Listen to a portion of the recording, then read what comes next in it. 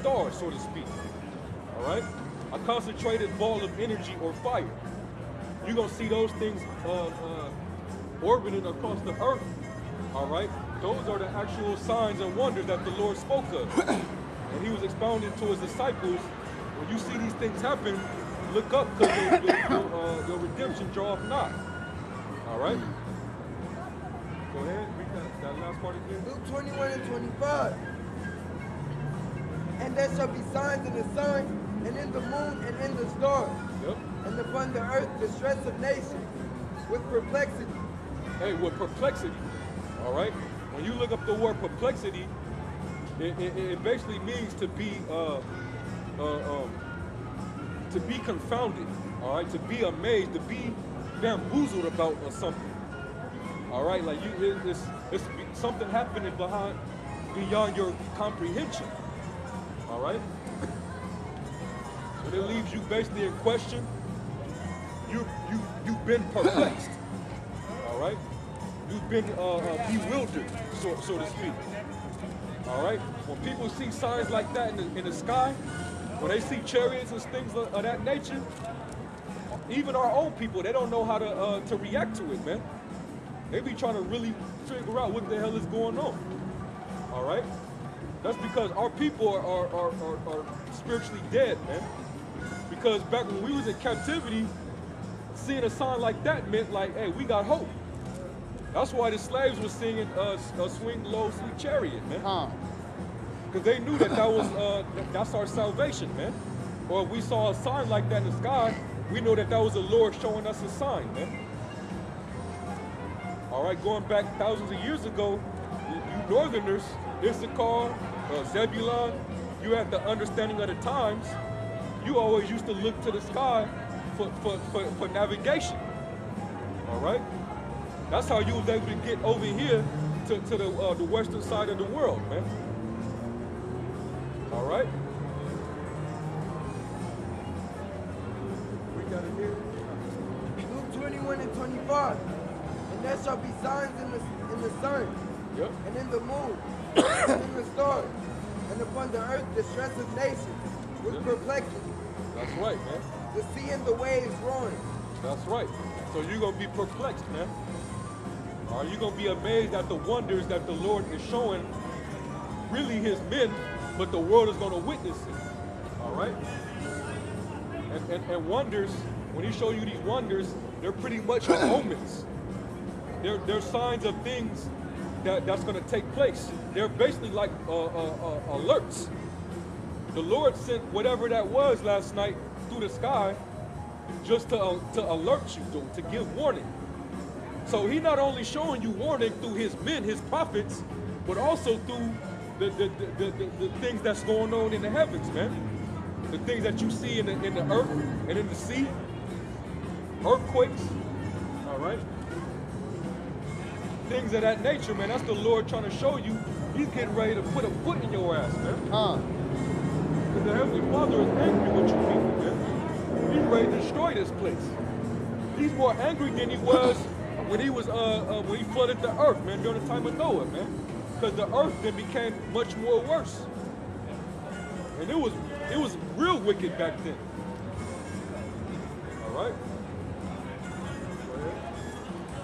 Luke 21 and 26. Men's hearts failing them for fear. Yep, a lot of our people and a lot of you heathens, man, you're gonna get faint-hearted in the signs and wonders that the Lord's gonna start showing you, man. So when you see little sightings like that in the sky, you know, shooting stars and UFOs that light up and stuff like that, you ain't seen nothing yet, man. You gonna see things that's gonna scare the shit out you, man. It's gonna scare the shit out you, man. Even you men are gonna react like women in that day, man. You ain't seen nothing yet. All right, you see a meteor in the sky and it lights up. That's just, hey, that's nothing, man. That's a light warning, man. All right. Y'all remember Egypt, right? Y'all remember what happened in Egypt, right? When the Lord sent those plagues on Egypt, America's the modern day Egypt. So get ready to see the plagues that he's gonna bring on this place. And you're gonna see it, man.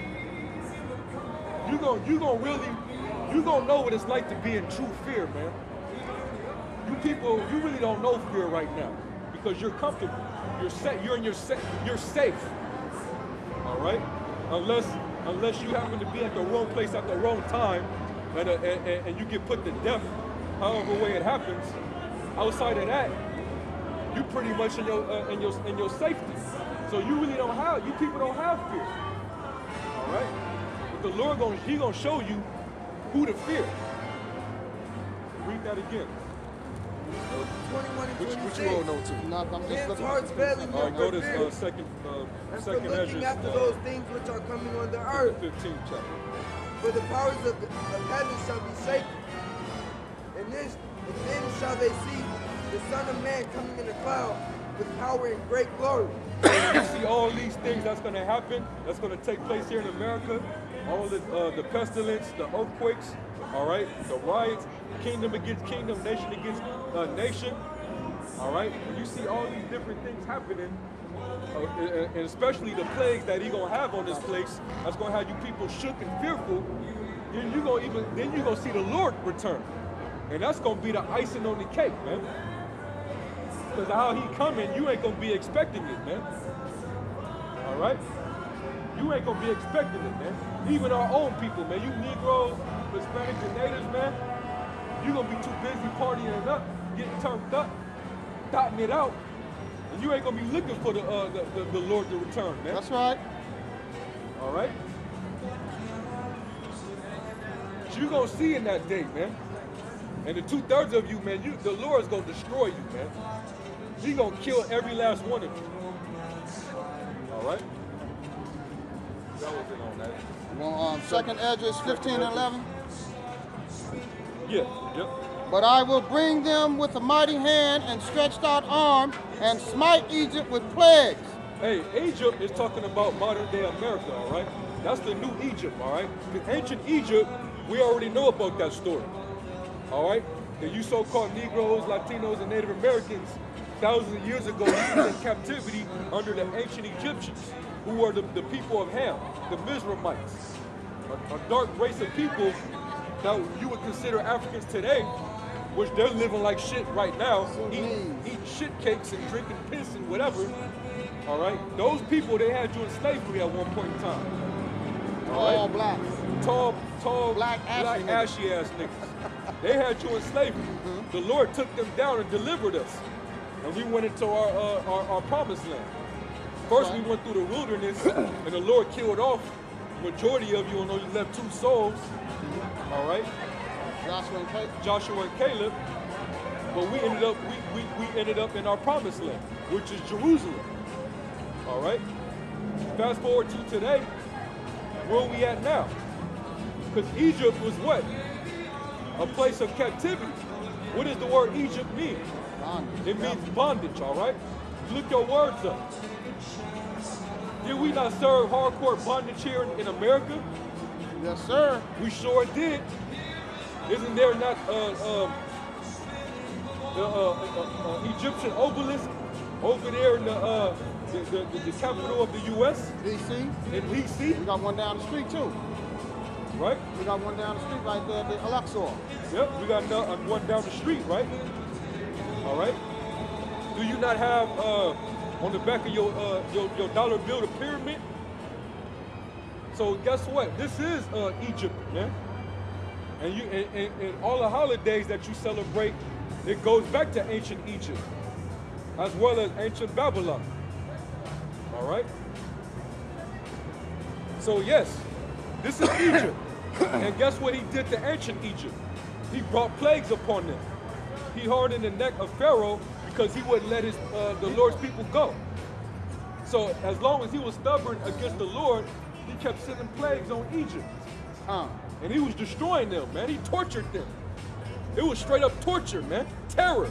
Flies, frogs. Matter of fact, stay where you at. Exodus. Exodus was like 4th chapter. We're talking about the terror that the Lord brought, you know. Pharaoh says no. You people ain't seen nothing, yo. You ain't seen a damn thing, man. All right. we Get got- ready to see some shit you ain't never seen, man. All right? You see movies like The Scorpion King? When you see shit like that, man, I got one. that ain't for you. shit, man. I got one for you real quick. Exodus 8 and 2. Take that back. Exodus 8 and 1. And the Lord spoke unto Moses, Go unto Pharaoh and say to him, Thus saith the Lord, Let my people go, Yep. that they may serve me. Hey, because that was Moses was telling them through the Spirit of the Lord to let his people go, man. All right?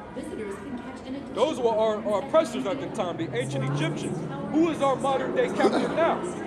The so-called white man. Esau. All right, he's the modern day Egyptian, man, because he has us in bondage. He brought us into bondage, and we still under his rule. All right? And we still in your hands, so you refuse to let us go as a people, man. You starting with you elites, man. You Rothschilds and Rockefellers. All right? You got everybody in your fucking fingertips, man. But the Lord is harder in your neck, man. Because you want to fulfill your new world order. So you want everybody in under your fingertips, man. All right? So you got that same attitude that Pharaoh had. Keep going. Thus saith the Lord, Let my people go, that they may serve me. And if thou refuse to let them go, behold, I will smite all thy borders with frogs. Hey, so that was one plague right there, man. He sent plagues upon ancient Egypt. And I guarantee you, every time the Lord sent a plague, he scared the shit out of those Egyptians, man. Them motherfuckers was afraid, man. Can you imagine looking out your window Frogs, and all you see is frogs covering your front lawn, man? All on your front porch, all in your backyard, crawling all through your house. Could you imagine that shit?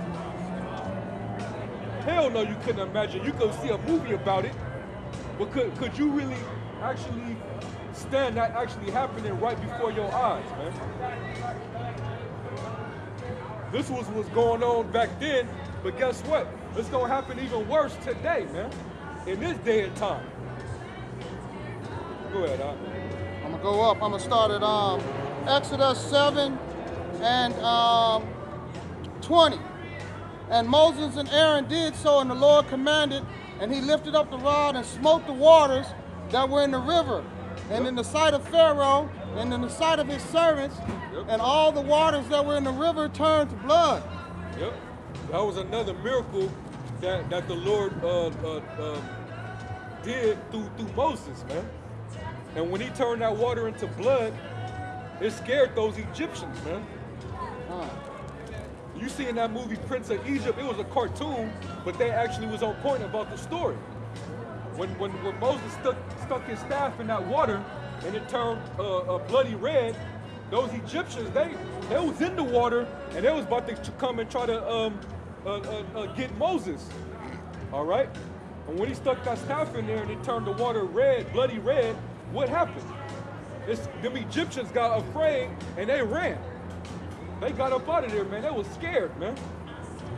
The Lord kept showing sign after sign after sign, and all the Pharaoh did was get even more stubborn.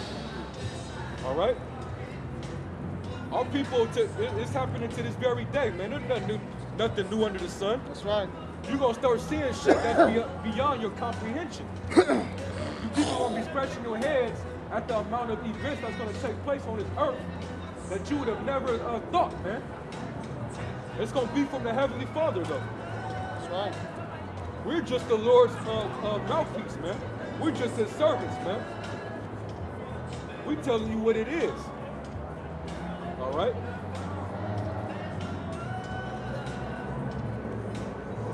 Exodus 8 and 15. But when Pharaoh saw that there was respite, he hardened his heart and hearkened not unto them, as the Lord Yahweh had said. And the Lord said unto Moses, Say unto Aaron, Stretch out thy rod and smite the dust of the land, that it may become life throughout all the land of Egypt. Yep. Read that again. It's Exodus 8 and 15. This is another plague right here. Go ahead. Exodus 8 and 15. But when Pharaoh saw that there was respite, he hardened his heart and hearkened not unto them, as the Lord Yahweh has said. And the Lord said unto Moses, say unto Aaron, stretch out thy rod and smite the dust of the land, that it may become lice throughout all of the land of Egypt. So he smoked the Egyptians with lice, man. Hey, lice is a ain't nobody proud when they got lice, man. That's not a proud disease to have. Not at all. All right. A lot of so-called white people, they're known for getting lice. All right. Caucasian. All up in their scalp, man. And they picking them out and eating them in the house, trying to pick them out and eating them. Yeah. You know? Imagine all the so-called white people with lice, man. That's a fearful thing, man. All right? Go ahead. 8:17. And they did so. For Aaron stretched out his hand with his rod and smote the dust of the earth. And it became lice in man and in beasts. And all the dust of the land became lice throughout all the land of Egypt. Yep. And the magicians did so with their enchantments to bring forth light, but they could not. Yeah, because they was using witchcraft. The Egyptians was using witchcraft back then, just like they do today, man. I'm talking about the modern day Egyptians, man. The elites and all these people in the higher ups that use their sorceries. All right, they got power on the left-hand side. They think that they're going to be able to counter whatever the Lord brings to them. That's not going to happen. All right? You ain't going to be able to prevail, man. Because the Pharaoh was trying to use his magicians and for magic to counter whatever it is, whatever powers that Moses was bringing. But every time there was battling, the power that Moses had always prevailed, man. The prime example is serpents. The serpents. Here you go right here. Go ahead. Exodus 7 and 12. No, Exodus 7 and 11. Yep. Then Pharaoh also called his wise men and the sorcerers, now the magicians of Egypt. They also did in like manner with their enchantments. Yep. For they cast down every man's rod, and his rod, and they became serpents. Yep. But Aaron's rod swallowed up the rods and hardened Pharaoh's heart, that he hearkened not unto them. Yep, he got even more stubborn. He realizes he's losing. He don't have a shot. He's giving him everything he got, but he's still hardening his neck. I'm still not gonna let your people go. I'm gonna still keep them in slavery. They still belong to me. Ain't that not what that's the attitude of the elites of the so-called white man today? That's right. That's why you Negroes are going to continue to still be here in slavery, man. Until the Lord actually delivers you. All right? Until the Lord sends us his son to come back and redeem us, you're going to be in slavery, man. All right? He going to push that chip on you. All right? He going to make you succumb to his new world order, man. That's what he going to do. That's part of Pharaoh, the modern day Pharaoh, hardening his neck. All right? The masses of the people, I don't want y'all serving God. I want to get rid of him. I want y'all to serve me. All right? That's the attitude of the elites. Well, they're doing it now. Stop, y'all. They taking the, I think it's Detroit, Oklahoma, and another city where they've taken the 10 Commandments out of the courthouse and replaced it with the Baphomet statue. And that's in Oklahoma. And I think in Detroit as well. Yep, they got the Church of the Church of Satan. You know, they got the 10 evil commandments. Yeah. You know, basically the spiritual demon Satan is working with them, man, with those people. All right, but you ain't gonna be able to prevail, man, when the Lord starts bringing these plagues. And that's the reason why the Rothschilds and the Rockefeller, all the elites of the so-called white man. That's the reason why they're showing signs of being shook now, because they keep building these bunkers. They keep prepping and storing